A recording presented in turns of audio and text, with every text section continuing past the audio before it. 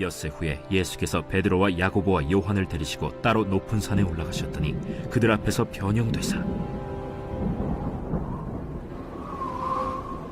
그 옷이 광채가 나며 세상에서 빨래하는 자가 그렇게 희게 할 수 없을 만큼 매우 희어졌더라. 이에 엘리야가 모세와 함께 그들에게 나타나 예수와 더불어 말하거늘 베드로가 예수께 고하되 라삐여, 우리가 여기 있는 것이 좋사오니 우리가 초막 셋을 짓되 하나는 주를 위하여, 하나는 모세를 위하여, 하나는 엘리야를 위하여 하사이다 하니 이는 그들이 몹시 무서워하므로 그가 무슨 말을 할지 알지 못함이더라. 마침 구름이 와서 그들을 덮으며 구름 속에서 소리가 나되 이는 내 사랑하는 아들이니 너희는 그의 말을 들으라 하는지라. 문득 둘러보니 아무도 보이지 아니하고 오직 예수와 자기들 뿐이었더라. 그들이 산에서 내려올 때 예수께서 경고하시되 인자가 죽은 자 가운데서 살아날 때까지는 본 것을 아무에게도 이르지 말라. 그들이 이 말씀을 마음에 두며 서로 문의하되 죽은 자 가운데서 살아나는 것이 무엇일까? 예수께 묻자와 어찌하여 서기관들이 엘리야가 먼저 와야 하리라 하나이까? 엘리야가 과연 먼저 와서 모든 것을 회복하거니와 어찌 인자에 대하여 기록하기를 많은 고난을 받고 멸시를 당하리라 하였느냐. 그러나 내가 너희에게 이르노니 엘리야가 왔으되 기록된 바와 같이 사람들이 함부로 대우하였느니라. 안녕하세요. 행복한 아침 묵상으로 인사를 드립니다. 많은 그리스도인들이 잘못 알고 있는 것 중에 하나가 비전에 대한 부분들입니다. 많은 사람들이 비전이 없습니다 라고 이야기를 하는 그리스도인들이 있는데 이 세상에 비전이 없는 그리스도인은 없습니다. 만약에 정말 비전이 없다라고 생각이 든다면 저는 이렇게 되묻고 싶습니다. 예수님을 만나셨습니까? 왜냐하면 비전은 하나님께서 우리들에게 주신 것이기 때문입니다. 하나님께서 우리를 처음부터 창조하실 때 우리를 향한 분명한 목적을 갖고 창조하셨고 우리를 향한 계획이 있으셨기 때문에 이 땅 가운데 속에 비전이 없는 사람은 단 한 명도 존재하지 않습니다. 다만 아직 발견하지 못했을 뿐입니다. 우리는 하나님께서 만들어주신, 하나님께서 계획하신 그 비전을 발견하며 살아가야 됩니다.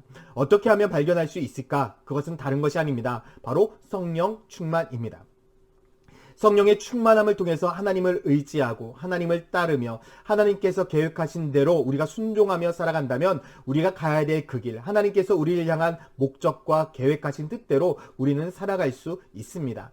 그렇기 때문에 성령 충만하며 성령님의 인도하심을 따라갈 때에 우리들의 인생은 비전의 길이 될 수 있고 성령의 길이 될 수 있습니다.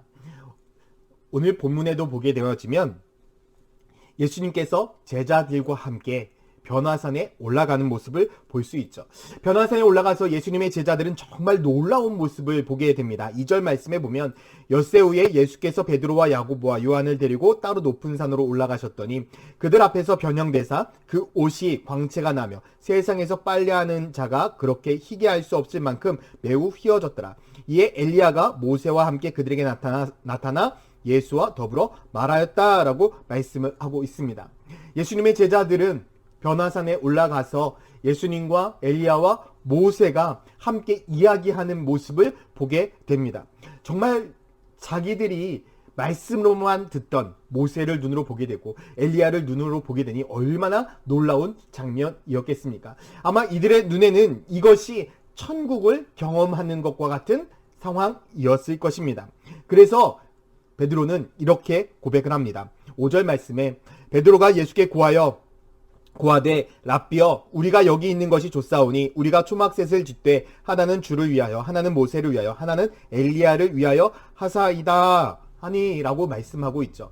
여러분, 베드로는요 정말 이곳을 떠나고 싶지 않았습니다. 하나님이 주신 놀라운 은혜, 하나님이 주신 놀라운 축복이 바로 이 땅에서 이루어지는 것이라고 그들은 그렇게 여겼기 때문입니다. 그래서 그들은 그곳에서 엘리야를 위하여, 모세를 위하여, 주를 위하여 초막셋을 짓고 그곳에 기거하기를 원했던 것이죠. 그런데 예수님께서는 이들에게 정반대의 이야기를 하고 있습니다. 9절 말씀에 보면 그들이 산에서 내려올 때에 예수께서 경고하시되 인자가 죽은 자 가운데서 살아날 때까지는 본 것을 아무에게도 이르지 말라. 베드로와 요한과 야고보가 경험한 이 모든 것들을 어떻게 하라고요? 다른 친구들에게, 다른 제자들에게도 이야기하지 말아야 된다라고 말씀을 하고 있는 것입니다. 이유가 무엇이겠습니까? 아직 이들은 예수 그리스도의 사명에 대해서 온전히 깨닫지 못했기 때문입니다. 실제로 예수 그리스도가 십자가에 못 박혀 죽으셨을 때 예수님의 제자들은 어떻게 했습니까? 단 한 명도 남지 않고 다 도망가게 되죠. 예수님을 떠나서 예수님을 부인하기도 하고 예수님을 떠나 다 있었던 고향으로 돌아가게 됩니다. 그런데 나중에 예수께서 부활하시고 그리고 그들의 인생 가운데 성령이 충만했을 때에 그들의 삶은 어떻게 됩니까? 완전히 변화되어서 예수 그리스도를 위하여 목숨 거는 인생이 되고 있다라는 거죠. 결국 그들이 사명을 발견하게 되어졌을 때에 이들은 예수를 위하여 복음 증거하는 사람이 되어졌다라는 것을 알 수가 있습니다. 우리들의 인생도 마찬가지입니다. 여러분, 우리는 예수에 대해서 알고 있습니다. 그러나 아는 것에서 그치는 것이 아니라 삶을 살아가야 합니다. 어떻게 하면 삶을 살아갈 수 있을까요? 그것은 성령의 충만함밖에 없습니다. 베드로후서 3장 18절 말씀에도 오직 우리 주 곧 구주 예수 그리스도의 은혜와 그를 아는 지식에서 자라가라. 영광이 이제와 영원한 날까지 그에게 있을지어다 라고 말씀하고 있는데 예수 그리스도를 아는 지식에서 자라가야 되는 것, 그것은 무엇을 의미하느냐?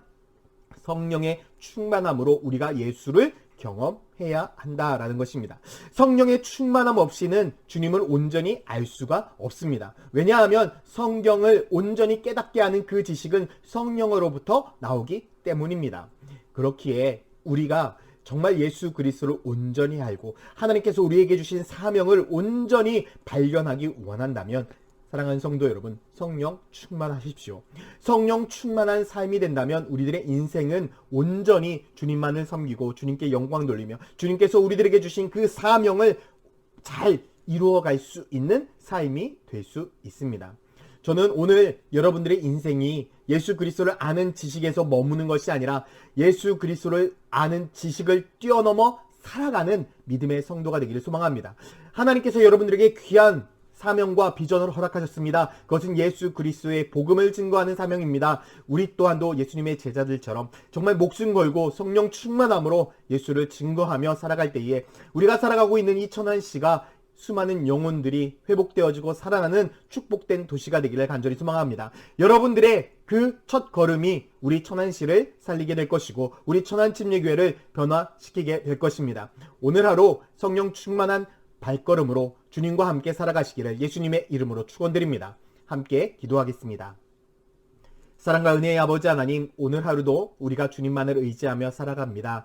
하나님께서 우리에게 참된 은혜와 축복을 더하셨고 비전을 더하셨습니다. 이제 성령의 충만함으로 주님께서 우리들에게 맡겨주신 비전과 사명을 잘 감당하며 살아갈 수 있는 믿음의 성도가 되게 하여 주시옵소서. 감사드리며 예수 그리스도의 이름으로 기도드렸습니다. 아멘.